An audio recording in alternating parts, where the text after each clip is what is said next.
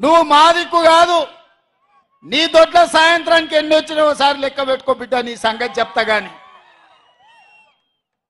100 రోజులు కాలే, 100 రోజుల్లో ఆడబిడ్డల ఆర్టీసీలో బస్సు ఉచితంగా ఇచ్చినాం. 35 కోట్ల మంది ఆడబిడ్డలు ఇవాళ బస్సులలో ఉచితంగా ప్రయాణం చేస్తారు.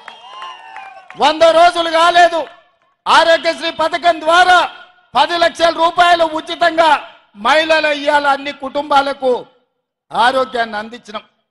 ఇదే కాదు, మాట ఇచ్చినాం, కట్టెలపై నుంచి విముక్తి కలిగిస్తాం, మీ కన్నీళ్లు దూడిస్తాం, మిమ్మల్ని ఆదుకుంటామని ఆడబిడ్డలకు మాట ఇచ్చి నరేంద్ర మోడీ 1200 రూపాయలు సిలిండర్ చేస్తే ఇవాళ ఆడబిడ్డలకు 500 రూపాయలకే సిలిండర్ ఇచ్చి ఈ ప్రభుత్వం ఆడబిడ్డల ప్రభుత్వం, ఈ ప్రభుత్వం ఆడబిడ్డల్ని ఆదుకుంటామని చెప్పినాం. స్వయం సహాయక సంఘాల గ్రూపులను 10 ఏళ్లు నిండా ముంచి ఆడబిడ్డల ఆత్మగౌరవం దెబ్బతీస్తే వందలాది కోట్ల రూపాయలు స్వయం సహాయక సంఘాలకు అందించి పరేడ్ గ్రౌండ్లో 1,00,000 మంది ఆడబిడ్డలతో కదము దొక్కి ఆడబిడ్డలతో ఆదుకున్న ప్రభుత్వం మా ప్రభుత్వం. ఇదే కాదు, 3 నెలల్లో నీళ్లు నిధులు నియామకాల పేరు మీద తెలంగాణ ఉద్యమం వచ్చి 1200 మంది తెలంగాణ బిడ్డల ఆత్మ బలిదానాలు చేసుకుంటూ వచ్చిన రాష్ట్రంలో నువ్వు ఉద్యోగ నియామకాలు చేపట్టకపోతే ఇందిరమ్మ రాజ్యం ప్రజాపాలన వచ్చిన ఎంబడే 3 నెలల్లో 30,000 మంది నిరుద్యోగ యువకులకు ప్రభుత్వంలో ఉద్యోగాలు ఇచ్చి ఆ నిరుద్యోగ యువకులల్లా ముఖ్యంగా ఆడబిడ్డల కళ్ళల్లో ఆనందం చూసి మేము కడుపుకు నింపుకున్నాం. అదేవిధంగా బీసీల జనాభా లెక్కలు 60 ఏళ్ల నుంచి లెక్క పెట్టకపోతే మేము వచ్చి బీసీ జనాభా లెక్కలేసి వాళ్ళు ఎంతమంది ఉన్నారో అంత నిధులు ఇస్తామని మాట ఇచ్చి రాహుల్ గాంధీ గారు ఇచ్చిన మాట మీద ఇవాళ బీసీ జనాభా లెక్కలేస్తున్నాం. మేము ఈ రకంగా ఈ జిల్లాలో ఇంతకుముందు మిత్రుడు వంశీచంద్రెడ్డి చెప్పినట్టు మక్తల్ నారాయణపేట కొడంగల్ ఎత్తిపోతల పథకమే కాదు, medical college, engineering college, veterinary college, nursing college, degree college, మహిళా డిగ్రీ కాలేజీలు, జూనియర్ కాలేజీలు, లా కాలేజీలు మన జిల్లాకి ఇచ్చి మన జిల్లాల పేదలు చదువుకోవడానికి అన్ని విద్యా ఉపాధి అవకాశాలు కల్పించడానికి వాళ్ళు నిర్ణయం తీసుకున్నాం.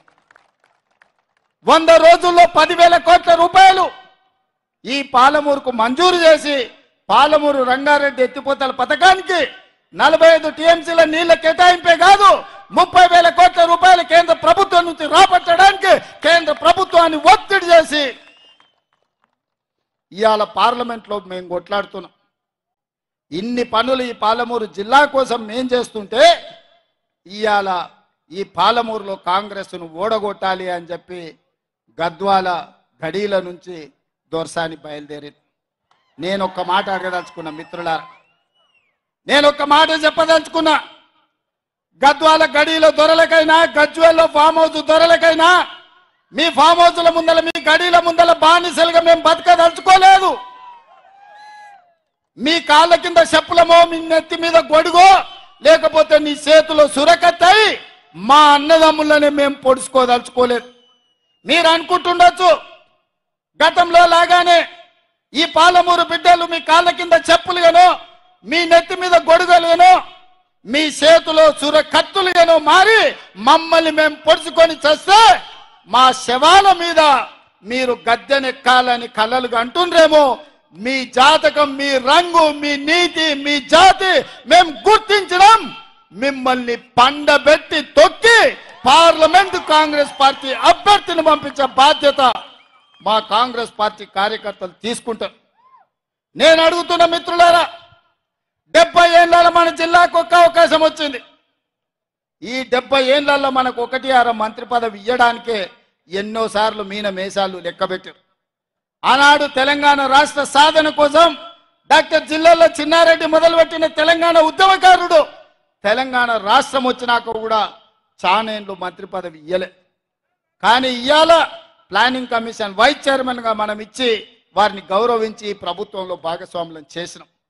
ఓబేదుల్లా కోత్వాల్ది మైనారిటీ కమిషన్ చైర్మన్గా ఈరోజు ఒక మైనారిటీ సోదరునికి ఇవాళ అవకాశం ఇచ్చినాం.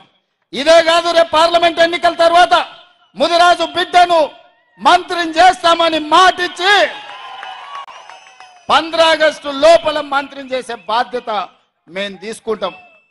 ఇదే కాదు, ఇవాళ మిత్రులారా 30 ఏళ్ల నుంచి నానుతున్న సమస్య మాదిగల వర్గీకరణ.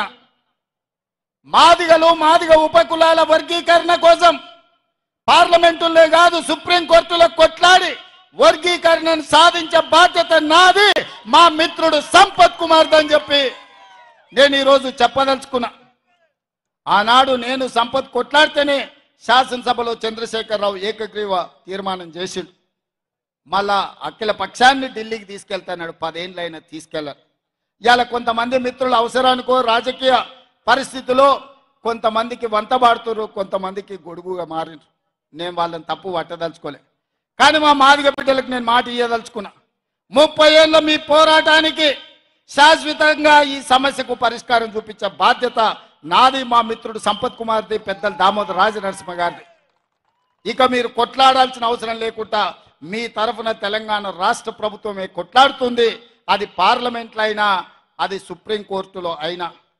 మరి ఇన్ని పనులు నేను చెయ్యాలంటే ముదిరాజుల వర్గీకరణ డి గ్రూప్ నుంచి ఏ గ్రూపుకు మారవాలన్నా, మాదిగల ఏబిసిడి వర్గీకరణ చేయాలన్నా, పాలమూరు రంగారెడ్డి ఎత్తిపోతల పథకానికి జాతీయ ప్రాజెక్టు తేవాలన్నా, పాలమూరు పరిశ్రమలు రావాలన్నా, పాలమూరు యూనివర్సిటీలో అధ్యాపకుల నియామకాలు జరగాలన్నా, ఈ ప్రాంతం అభివృద్ధి జరగాలి అనంటే ఈ జిల్లాలో ఉన్న 2 పార్లమెంట్లు గెలిపించి నాకు ఇవ్వండి. మీరు అనుకుంటే ఇది అసాధ్యం కాదు. నేనేమి ఆకాశంలో ఉన్న చందమామని అడుగుతలేను, అసాధ్యమైందని నేను అడుగుతలేను. మీ ఆస్తులు అంతస్తులు నేను అడగడం లేదు. ఇన్నేళ్ళు ఎవరెవరికో ఓట్లేసారు.